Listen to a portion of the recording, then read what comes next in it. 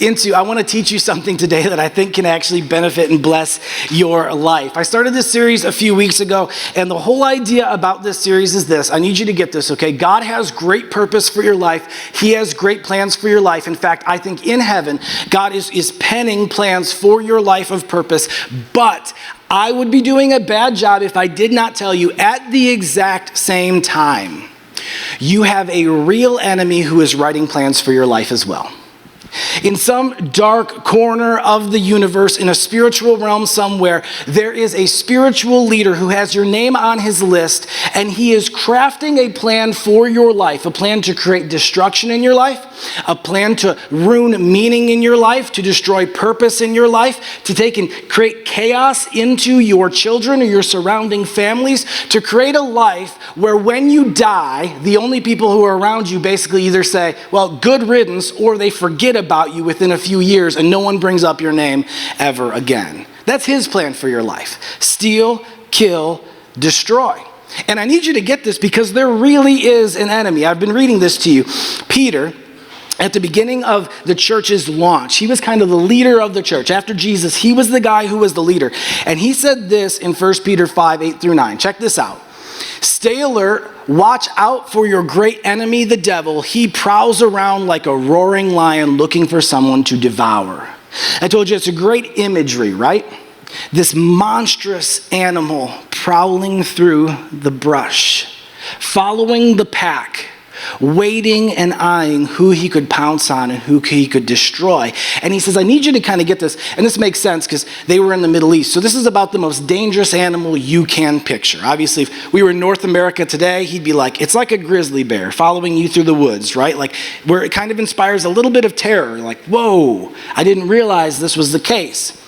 He says this, stand firm against him and be strong in your faith. Remember, your family of believers all over the world is going through the same kind of suffering you are. And this is why I wanted to do this series to talk about when the devil attacks, because what I have noticed is there is a fatal flaw in the devil's strategy. This is really good news for us. They lack creativity.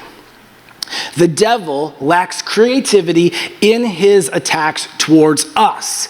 Here's why. First of all, we just keep falling for them. He doesn't change strategy because it keeps working. Some of you have struggled with the same thing your entire life, and the devil keeps running the same play because you keep falling for it. Maybe it's addiction. Maybe it's sex and bad relationships. Maybe it's greed. Whatever the thing is, he just keeps running that same play because you keep falling into it. But there's another reason why. On a cosmic level, okay? He has no source of creativity anymore. God is the creator God. Satan removed himself from the presence of God, so he no longer has a source of creativity. This is good news for us. We who are Jesus followers, we who are human beings, actually, even us who don't yet follow Jesus, we're image bearers of God and we have qualities of him in us. The reason why humans are the most creative force on the planet, right? You think about how wild our creative endeavors. Listen to me, that is a God trait inside of us as humans. The devil no longer has that trait inside of him. He lacks creativity. So what it means is he attacks the same way over and over and over again. In fact, he attacks the same times over and over and over again. And this is good news because listen, if we know when the devil attacks, then we could be prepared. If we know the when, so here was my goal for this series. I told you I'm going to talk about 3 key whens in our life. Week 1, I talked to you about how the devil attacks when you are just getting started. As soon as you begin on a new path, as soon as you begin in a new direction, the devil immediately shows up when he sees a change in your life because his goal is to get you to step right back into that comfort zone of where you always were. Then if you get past that, right, you outpace his attacks and you get past it and he says, okay, forget about that. We didn't win that battle. Take those demons, go give them to someone else who's just getting started. You're going to continue to pursue through your life, but then there's going to come the second time when the devil attacks, and this is when you are weakened by life. All of us go through these highs and lows in our lives, and there are moments where just being a human on this earth, sickness, sadness, relationships, whatever the case, will bring you to this low in your life. And the devil is smart enough. He doesn't want to attack you on a high. He waits until life brings you low, and then he piles on and tries to destroy your life. He tries to destroy your purpose. So if you make it through that second one where you have kind of those lows in your life and you come forward from that, then you are primed for the third major time when the devil attacks. And here is what it is. The devil attacks when you are right before a breakthrough. Right before a breakthrough. Now here's what I mean by this. Much of life kind of feels like just a common progression. In fact, much of what you do every day, it doesn't seem that important. It doesn't seem that special. Much of our life is kind of the grind of life of continuing along in the same, kind of putting in the hours, putting in the time, and very often you don't really see a lot of movement. But then, there are moments that you will hit in your life where you will go through something, you will make a decision about something, you will make a change about something, and it will bring you into an entirely different season of your life. There are these breakthrough moments where people will say, like, I remember this in my business, and it seemed like we could never get out of this, and then this happened, and we were just on an entirely different trajectory. Where people will be stuck in kind of the same just milieu of their life, just doing the same thing over and over and over again, and then they'll find this thing, whatever it is, change of diet, change of exercise, change of something, and they're like, I was a completely different person after that. This breakthrough experience kind of happened. People in their faith all the time, for years and years and years, I was just one of those boring Christians who just went to church on the weekend, never even read my Bible, never talked about anything about this. I just kind of did it because I was supposed to, and then I had this experience, and then I was never the same. It was this kind of breakthrough moment in my life. I think very often our lives are kind of like a rubber band. Like it's like as we're working, we're not seeing this progression, but what it's doing is we're building tension inside of us, and then all of a sudden we'll hit one of these moments and we'll rocket forward really quick. And we'll go, whoa, how did I get here? It was all those daily things, but we kind of break through to this next moment. Now, here's why this is important. The devil is not omniscient. He doesn't know all things. He doesn't like God where he can see everything. But he's been around long enough and he knows God good enough that he can spot when God starts to set up these breakthrough moments in your life. The devil can spot when he starts seeing the plans come together and he looks and he's like, this isn't good. This isn't good. I can see, look how God brought these people in that guy's life. And look at how all of a sudden, she's moving in this direction with her. She's all of a sudden walking with this confidence and something's about to happen. Something spiritually is about to happen. And if they have this breakthrough, it means they're going to be on a whole different level in regards to their faith, a whole different level in regards to their lives. And that means it's going to be harder for us, or we're going to have to rewrite a whole new strategy. We can't let them have this kind of breakthrough experience in their life, because if it does, it's going to make our job way harder of tearing down their lives. You see, when the devil sees a breakthrough happening, he sends a special attack to try to get us to stop short just before the breakthrough. I want to show it to you in a few stories. We've been looking a ton at Nehemiah this year, right? And in the ancient story of Nehemiah, where he goes back to rebuild the wall, they've been working and grinding on building up this wall for the city of the people of Israel, right? And right kind of before the wall is completed, after all these things happen, there's this interesting attack that comes in Nehemiah 6, 1-2. It says, Sanballat, Tobiah, and Geshem the Arab, and the rest of the enemies found out that I had finished rebuilding the wall, and that no gaps remain. So you're like, oh, it's done? But look, he goes, though we had not yet set up the doors in the gates. So it's like, it's right there, right? The wall's built, no more gaps. We're just getting ready to put on the doors. Here's this moment where it's just about ready to be finished. And it says this, so Sanballat and Geshem sent a message asking me to meet them at one of the villages in the plain of Ono. But I realized that they were plotting to harm me. He says this, they were just trying to intimidate us, imagining that they could discourage us and stop the work. So I continued the work with even greater determination. I love this. He says, right before we finish it up, The enemies came back and they're like, we need to talk to you. We think this is important. Could you come have a discussion with us? They started saying lies about stuff. They said, there's these fake reports that you're trying to make yourself the king, and there's all this stuff. We need you to come talk to us. And I love it. He says, I understood what this actually was. They were just trying to discourage us to stop that last bit of work we needed to do so that we could have this breakthrough and finish it. This was not only just a breakthrough for Nehemiah. Nehemiah had obviously changed his life to be a part of this. He had given so much, and that was that moment to be able to finish it for him as a leader. But it was a breakthrough for the entire people of God. They finish the gates, and then they literally have this giant gathering where they get together and they read the law to everyone, and the whole entire nation recommits and says, we will follow the Lord.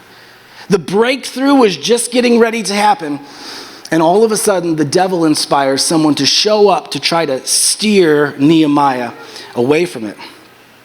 King David had this when he was a young man. David is a fascinating story, and some of you guys don't even reference this, but King David, the ancient king in the Old Testament, he was never meant to be the king of Israel. I need you to get that. You always think like, well, it's handed down. Actually, King Solomon was not his dad. Not King Solomon. King Solomon was his son. King Saul was not his dad. His son was named Jonathan. David was never supposed to be the king of Israel until something miraculous happened. Like a breakthrough moment that changed everything about him when he was just still a young man.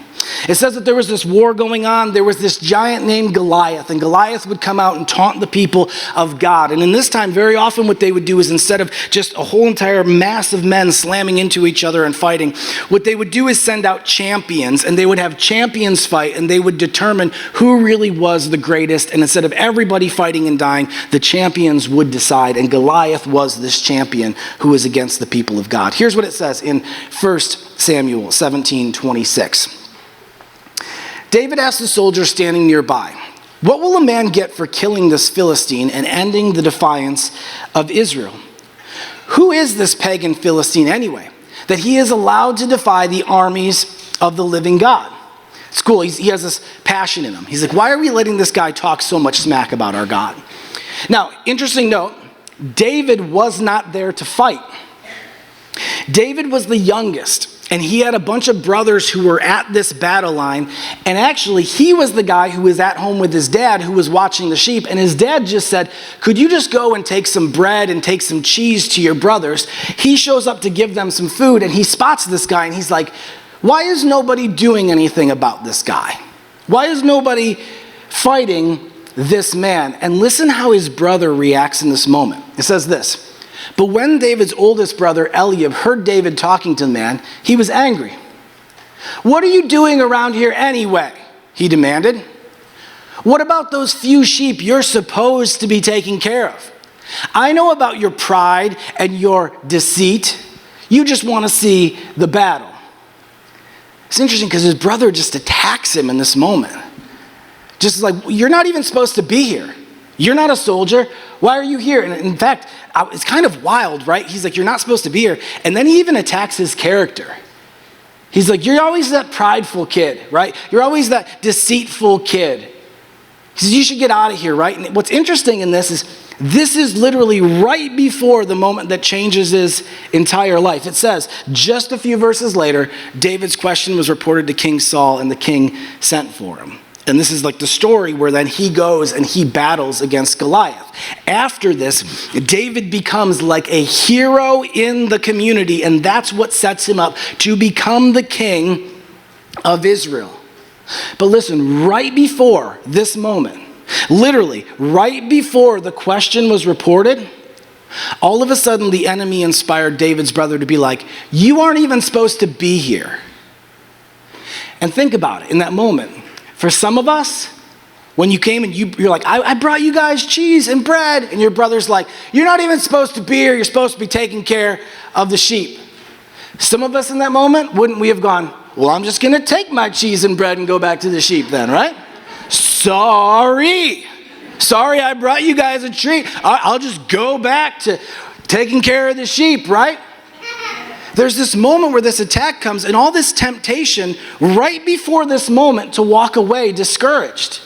That he could have said, yeah, I guess I don't. Yeah, I guess you guys handle this. And he could have left. But this was right before this moment, right before a breakthrough in his life. Jesus saw this in his life. He spent years living with the disciples, and coming down to the last weeks he had here on earth, it says he began to tell them this. He says, from then on, Jesus began to tell his disciples plainly it was necessary for him to go to Jerusalem and that he would suffer many terrible things at the hands of the elders, the leading priests, the teachers of religious law. He would be killed, but on the third day he would be raised from the dead. But Peter took him aside and began to reprimand him for saying such things. Heaven forbid, Lord, he said, this will never happen to you. Jesus turned to Peter and he said, get away from me, Satan. You are a dangerous trap to me. You are seeing things merely from a human point of view, not from God's. It's a bad day for Peter, right? Pretty bad day for Peter. Jesus is right before the breakthrough moment of his life. Everything's been pointing up to this point where he's going to go and he's going to be handed over and he's going to die, and his death is going to pay for the sins of the world, that his death would impart goodness and glory and righteousness to the world. And all of a sudden, in this moment, the guy who's supposed to be on his side says, you're not going to go do that, Jesus. And I love, Jesus identifies, he doesn't call him Peter. He's like, get behind me, Satan. I know who just inspired that sentence. And I love this. This is interesting to think about. Jesus, right? Like the Son of God, the perfect sinless one. In this moment, what does he call this attack? A dangerous trap. He's like, that's what the devil does, is he comes and he tries to set a dangerous trap right before our breakthrough, to go like, well, you don't want to go through that. Don't you want to just stay right here? You don't want to go through that next hard thing. Don't you want to just step back and stay right here? And he says that's exactly what the devil does, is he sets a dangerous trap right before a breakthrough. Listen again. The devil is not omniscient. He doesn't know all things, but he can spot when God is setting you up for a moment that's going to push you forward into your purpose. And when he sees it, he tries everything he can as a last-ditch effort to jump in, to step into that moment and to try to get you to stop short. I need you to get this. This is important. The devil tries to get you to stop short on God's purpose for your life. The closer you get to it, when you get to a breakthrough moment of actually becoming the man you're meant to be, of becoming the woman you're meant to be, of being the person who decides to bless your family and do something about your family tree, the moment where you're getting close to these next levels, this breakthrough in regards to your faith and in your life, the devil will show up because his goal is, can I just get them to stop short of the purpose that God has for their life? It's a last-ditch effort before greatness happens. And listen, I've seen this over and over and over again as a pastor. I've watched as people start down a relationship, right? And right before they get married, all of a sudden there'll be this attack. There'll be this attack right before they get married, or right before they have their first child. The devil will send in an attack because he sees this is a breakthrough moment that's going to change their life. And if I can get them to stop short of this and to push back from it, they won't get to the place that God has for them. I've seen this in people's lives when it comes to their business and their calling, of what they might build, their career, where this moment will come where there's a great opportunity right down the line. And what's interesting is right before that great opportunity or that next moment of pushing forward, there'll just be this season of chaos that will try to get them to push back away from it. Because the devil sees this breakthrough coming and he's like, can we just get them to slow down and step back and not step forward? I've seen it in people's faith over and over and over again. Literally, Amy and I will remark about it because it is so common as pastors that whenever there's an opportunity for somebody to step into their next level of purpose when it comes to being a Jesus follower, we have an opportunity for them to lead a group, to lead an alpha table, to be able to step into teams, to be able to help coordinate something for our church. And we identify in somebody like opportunities for their life to bless others. And all of a sudden, right as that opportunity comes, the devil will attack and chaos will break out in their life. Just to try to get them to step back from that breakthrough moment and not push through. You see, the devil wants to try to get you to stop short of God's purpose for your life. And I need you to get this. God has a great purpose for your life, to make your life truly, truly meaningful, where you know, I am walking in God's calling. I am walking in purpose and not on accident. I have meaning in my life. I don't wake up and wonder. I wake up and know that I am walking in God's purpose. And the devil wants to stop you from ever getting there and instead just keep you in that, well, I'm not so sure. So what can you do in this moment?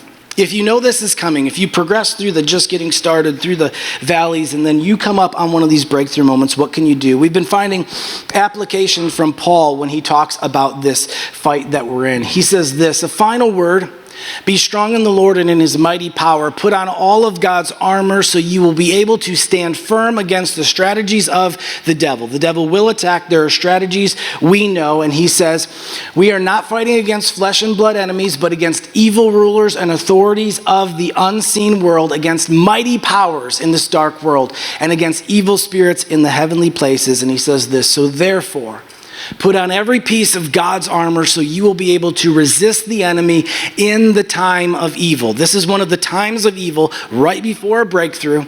And he says, after the battle, you will still be standing firm. Now, there are multiple pieces of armor in this story, and I've identified each week what I think are the ones we need when we're facing that season. I talked to you about breastplate of righteousness, belt of truth, helmet of salvation, sword of the Spirit. But when you're right before a breakthrough, here's what I think you need. It's Ephesians 6, 15 through 16. For shoes, put on the piece that comes from the good news so that you will be fully prepared.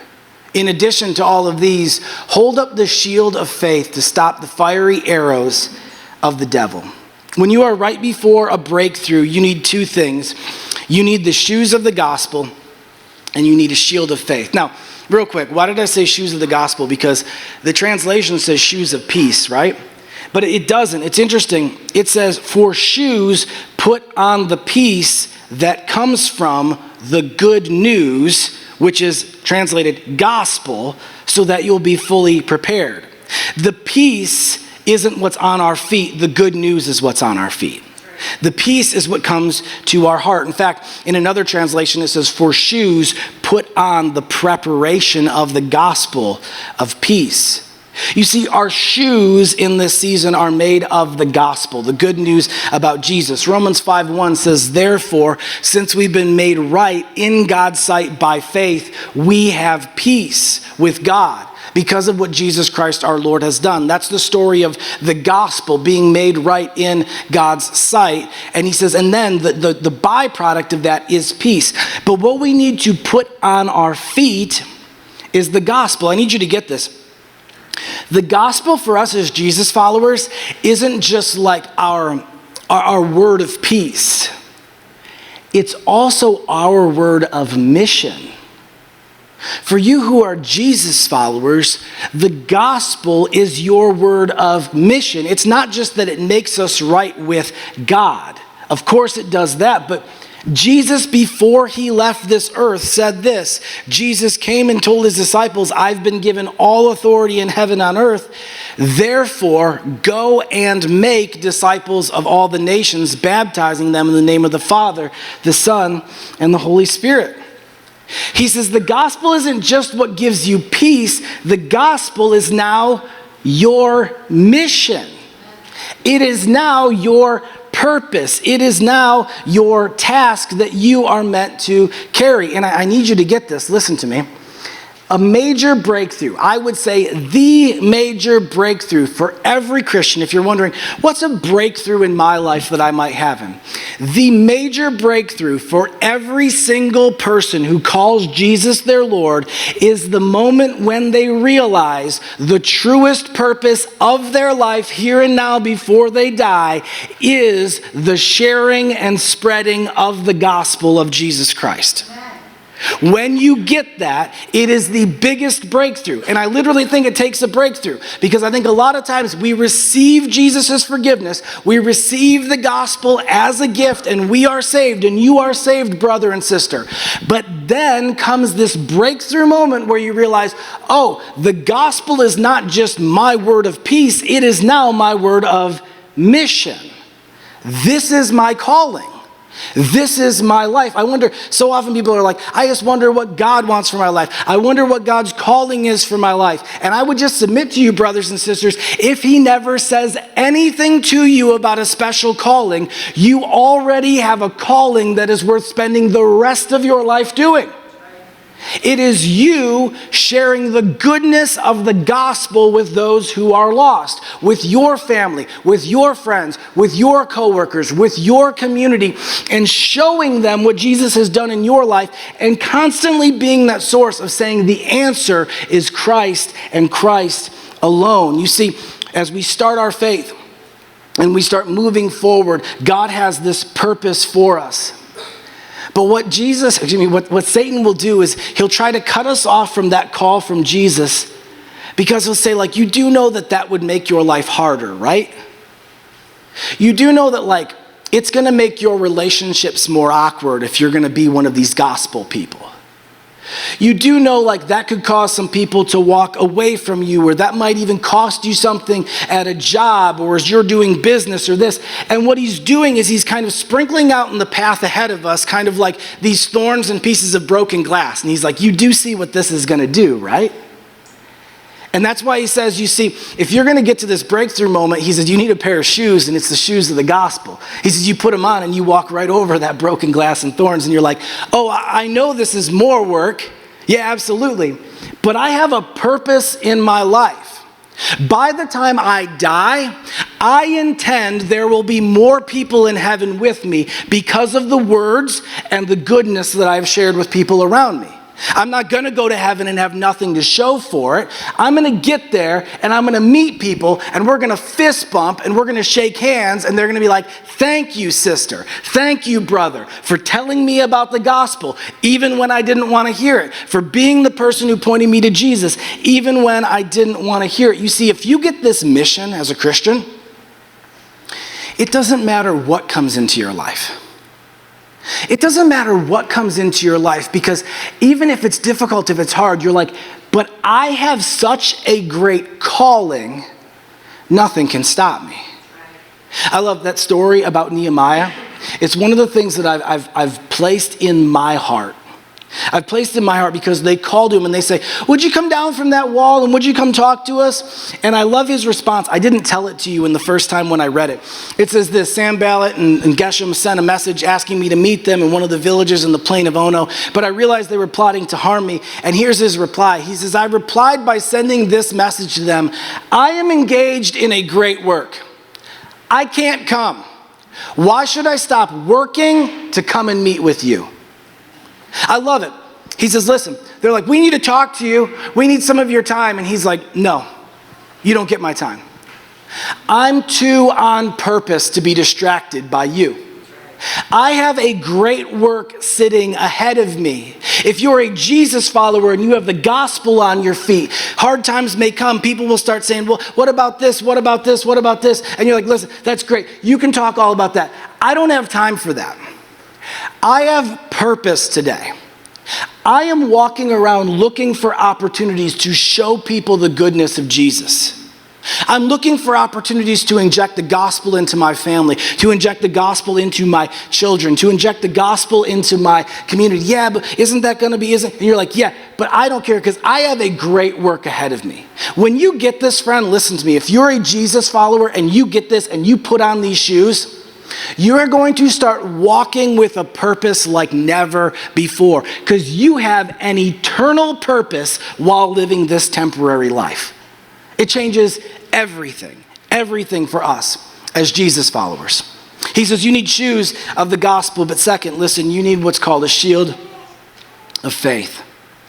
You see, in these moments when you're right before a breakthrough, the devil will try to come and he will try to fire these things at you. And you know what's really interesting about it? You might have noticed it in the 3 stories.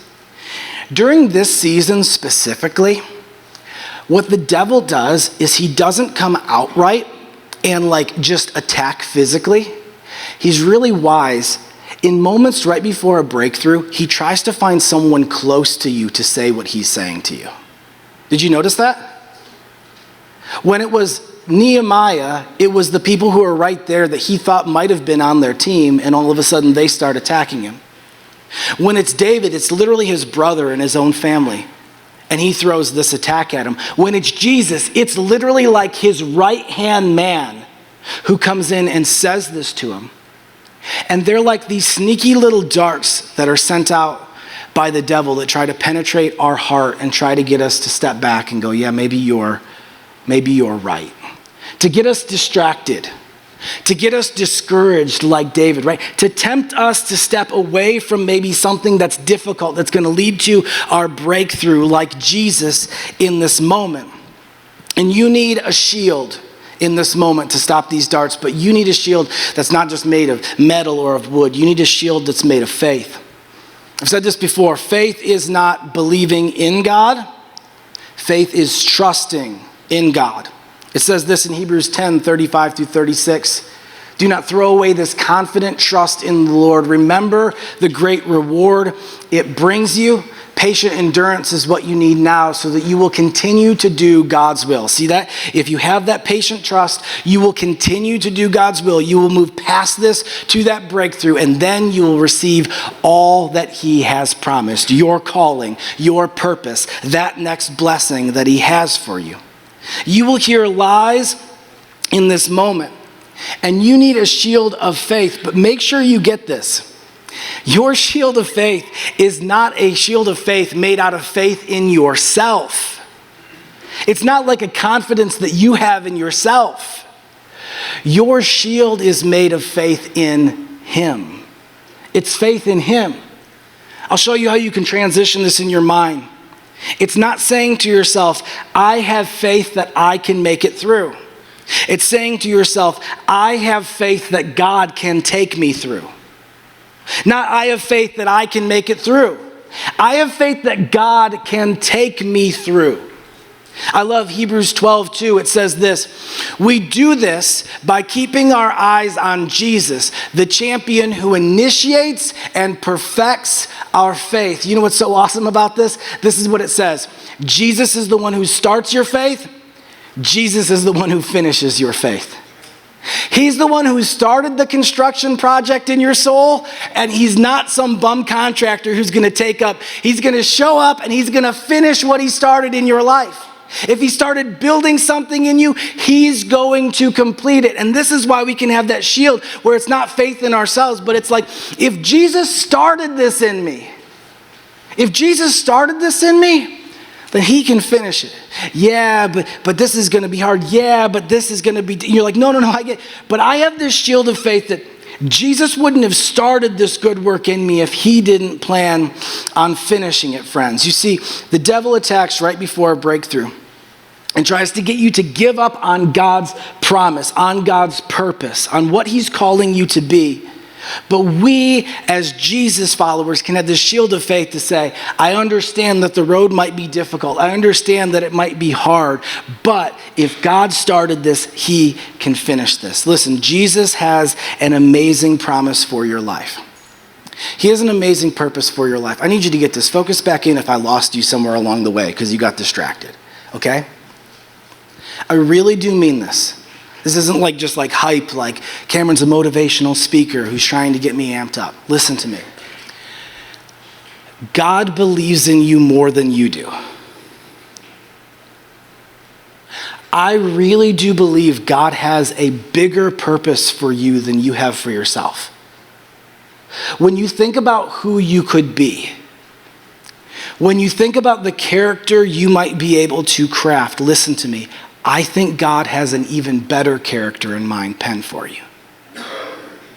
I think he has a greatness inside of you. Some of you, you've wrestled with so much stuff in your life, and God is writing this story for you where he's like, oh man, if you only knew what I had planned for you.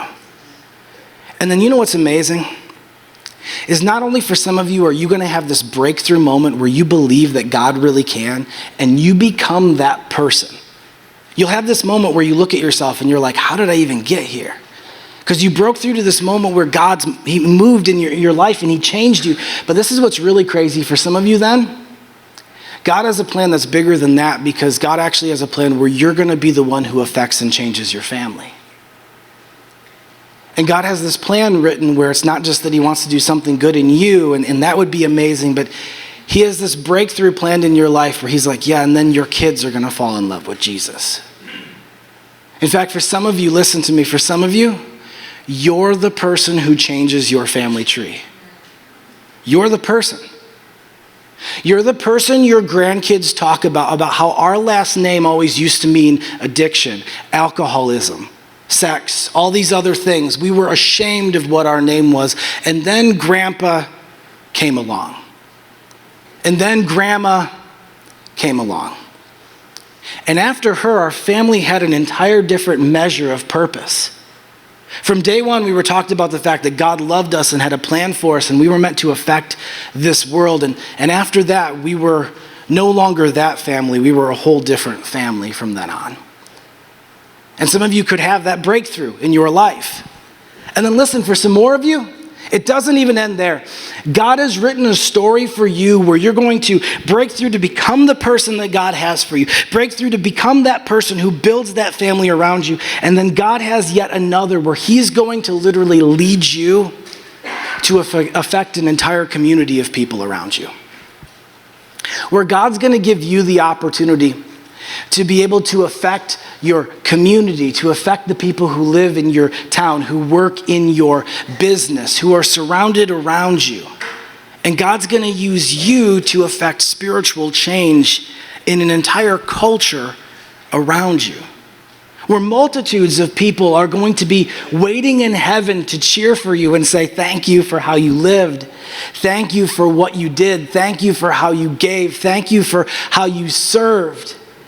And God has that plan written for some of you. And listen, here's what's crazy. Some of you are sitting here today and you haven't even made that first one. And God already has written the plans where he's like, oh, I can't wait till this person shows up in heaven and meets the crowds of people who are around them because of their faithfulness. And you're sitting here today and you're like, I don't even know about this Jesus thing yet. Yet he has that plan penned for you already. God has a greater purpose for your life than you imagine. But, there is a devil who wants to stop you from getting there. It isn't just you. There really is a spiritual enemy who wants to stop you from ever getting to that place, because he knows if he does, you don't have that breakthrough to becoming who you want to be. You don't have that breakthrough to blessing your family. You don't have that breakthrough to blessing your community unless people know of the goodness of God. The devil attacks when you are right before a breakthrough. As you move to this, you will feel this tension grow as you come up to a place of breakthrough. But this is good news, because listen, if you know the devil attacks when you're right before a breakthrough, then you can push through. You can push through. You can be the person who doesn't give up in that moment, where so many other people, they come to this place and the fires kind of come up. It gets hotter, it gets tougher, and they have a tendency to push back. If you know this and you're a Jesus follower, you go, man, I really feels like there's a lot going on here, like there's a lot of tension right here. And in that moment, you can look at your friends, your family, and you can say, something good's about ready to happen. Something good is about ready to happen. A breakthrough is right around the corner, and I refuse to quit right before a breakthrough. Friends, for some of you today, here's your response. For some of you, today's the day you put on your shoes. You've been a Jesus follower. You've never picked up your mission.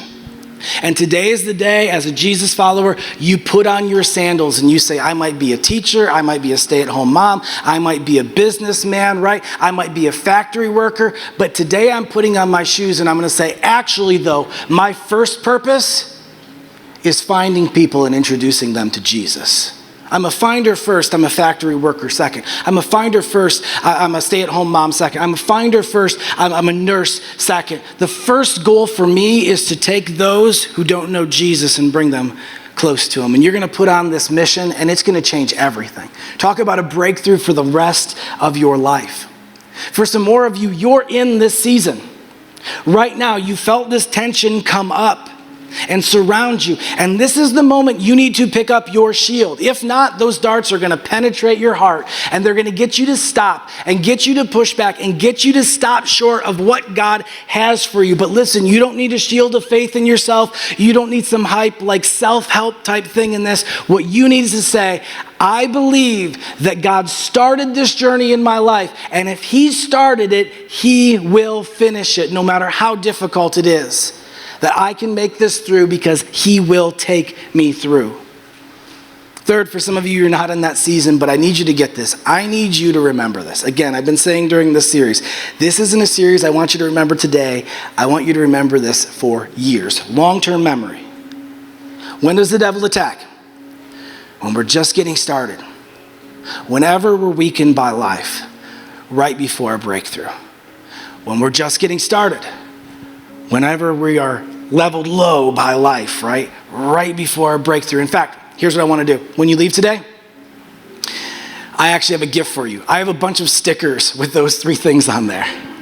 I literally want you to go put this somewhere. I want you to go stick it on something so that you come back and you look at it again. I don't want you to forget this. I want you to remember it. Put it somewhere where you can see it, because you're going to hit this next season, and I need in that moment for you to know that this is the devil's attacks and that you can't trust them. Would you do me a favor right now? Would you bow your head just for one quick second?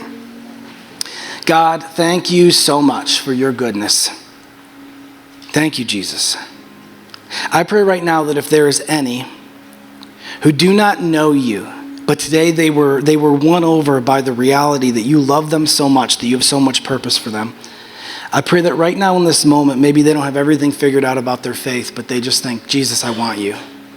I want you in my life. I want you to come and help me lead this. I want you to lead me through this. I just pray right now that you would inspire in their hearts just to whisper this prayer in their mind. Say, Jesus, I'm sorry for my sin. Thank you for dying in my place. Please become the king of my life. I trust you with my eternity. And I pray right now, Jesus, that you would rush in and you would forgive sin and you would wipe the board clean and you would become their savior and you would become their king and begin to lead them towards the greatness and purpose you have. I pray for so many more. I pray that you would root this teaching in their hearts so that they will not be destroyed when the devil attacks, and instead they will stand firm. They will push through in that moment and they will experience the breakthrough you have for them. In Jesus' name we pray. Amen.